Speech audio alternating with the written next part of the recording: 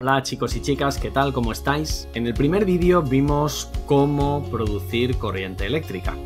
En el segundo vídeo vimos cómo conseguir transportarla y cómo utilizar el mejor material para hacerlo. Pero en el tercer vídeo vamos a darnos cuenta de que con la electricidad puedo hacer muchas cosas. Así que vamos a montar un pequeño sistema que me permita jugar con la electricidad. A este sistema se le llama circuito eléctrico.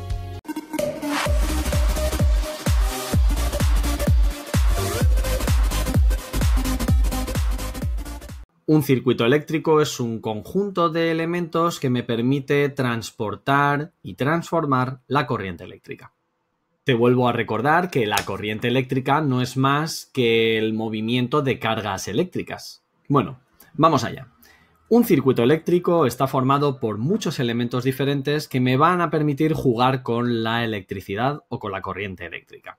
Estos elementos se pueden agrupar en 6 grandes grupos. El primer grupo son los generadores. Un generador es aquel elemento del circuito que aporta la energía suficiente para que los electrones empiecen a moverse. El generador más conocido es una pila. Una vez que los electrones ya están en movimiento, necesito poder transportarlos. El segundo grupo de elementos de un circuito eléctrico, el que se encarga de transportar los electrones, se llama conductor eléctrico. Y los hay de muchos tipos. De cobre, de aluminio, etc. ¿Sabías que en la estación espacial el conductor eléctrico que se utiliza es el oro?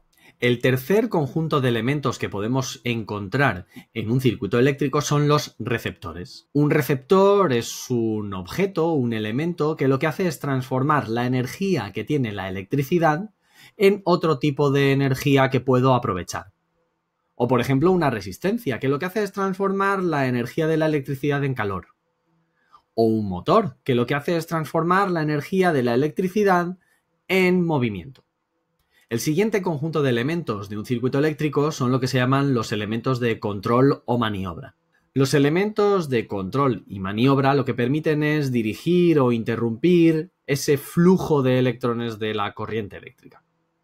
Los más conocidos pueden ser, por ejemplo, un interruptor o un conmutador, o los pulsadores normalmente abiertos o normalmente cerrados. En clase los repasaremos. El quinto gran grupo de elementos de un circuito eléctrico son lo que se llaman los elementos de protección o seguridad. La electricidad es increíble, pero también puede ser peligrosa si no hacemos bien las cosas.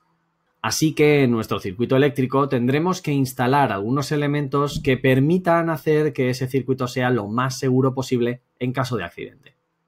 Existen muchos elementos de seguridad y control para los circuitos eléctricos, pero los más conocidos pueden ser, por ejemplo, los fusibles o los interruptores diferenciales que puedes encontrar justo en la entrada de tu casa. Y el último elemento necesario en un circuito eléctrico son lo que se llaman los elementos de medida. Es muy importante poder transportar y transformar la energía de la electricidad, pero también a veces es importante conocer cómo se comporta la electricidad en diferentes elementos del circuito.